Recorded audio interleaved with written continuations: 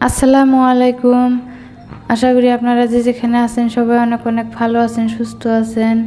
আজ আরও একটা নতুন রেসিপি নিয়ে চলে এসেছি। আজ আমি বানাবো পুডিং। এই পুডিং বানাতে আমার কি কি উপকরণ লাগবে সেই রেসিপিটা আমি আজ আপনাদের সঙ্গে শেয়ার করতে চলেছি। এখানে 2টা ডিম নিয়েছি, ডিম 2টাকে ভেঙে নিচ্ছি।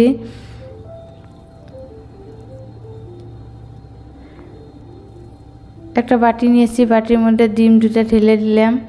আর দিলাম ছোটো বাটির 1 বাটি চিনি আর ডিম দিয়ে আমি খুব ভালো করে ফেটিয়ে নিচ্ছি।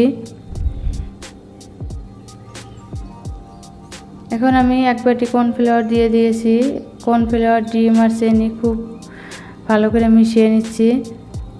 এই পর্যায়ে 1 গ্লাস দুধ দিয়ে দিলাম।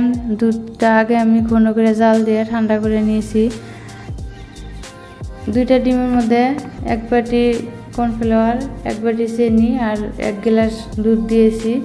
দিয়ে সব উপকরণ একসঙ্গে ভালো করে মিশিয়ে নিয়েছি। নিয়ে চুলে একটা কড়াই বসিয়ে দিয়েছি, কড়াইতে ঢেলে দিলাম।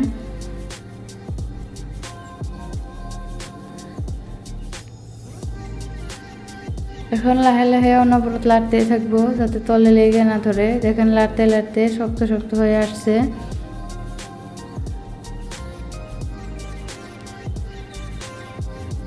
গ্যাসের আঁচটা কিন্তু কমিয়ে দিয়েছি, বাড়িয়ে দিই নাই, কমিয়ে দিয়ে লাহে লাহে লাড়াচাড়া করে আমি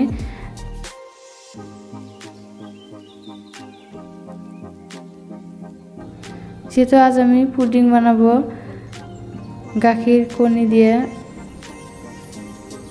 গাখির আর ডিম দিয়ে কিভাবে আমি পুডিংটা বানাচ্ছি।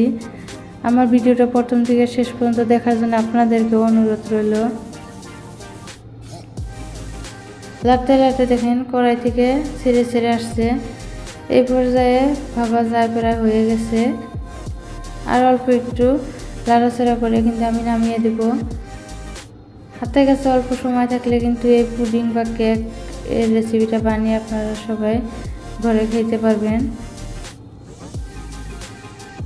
এই গরমে ঠান্ডা ঠান্ডা পুডিং খেলে কিন্তু মন শরীর দুটাই ভালো থাকে।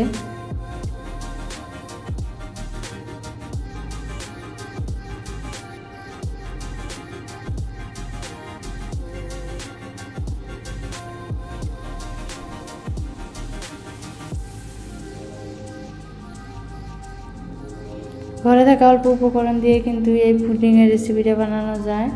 একদম কম সময়ের মধ্যে কিন্তু প্রায় রেডি হয়ে যায়। দেখেন আমি 1 ঘন্টা আগে কিন্তু ঢেলে রাখছি, ঢেলে অল্প ফ্রিজে রেখে দিয়েছিলাম। 15 মিনিটের মতো ফ্রিজে রাখার পর আমি বের করে নিয়েছি। নিয়ে এখন আমি কেটে নিচ্ছি। কেটে কেটে একটা শেপ দিয়ে দিব। কাটা হওয়ার পরে কিন্তু আমি উপর দিয়ে গুঁড়া দুধ ছিটিয়ে দেবো। নাইবা কোকোনাট, ড্রাই কোকোনাট দিতে পারেন। আমার কাছে ড্রাই কোকোনাট নাই, সেজন্য আমি আমল দিয়ে দিচ্ছি।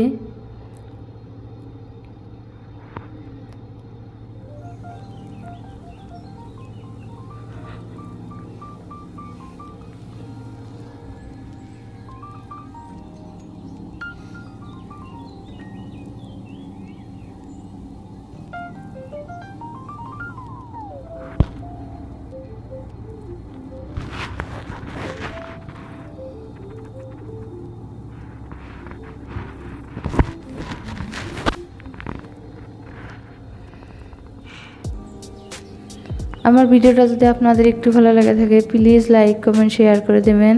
নতুন বন্ধু হলে আমার চ্যানেলটাকে সাবস্ক্রাইব করে দেবেন। সবাই অনেক অনেক ভালো থাকেন, সুস্থ থাকেন। আসসালামু আলাইকুম।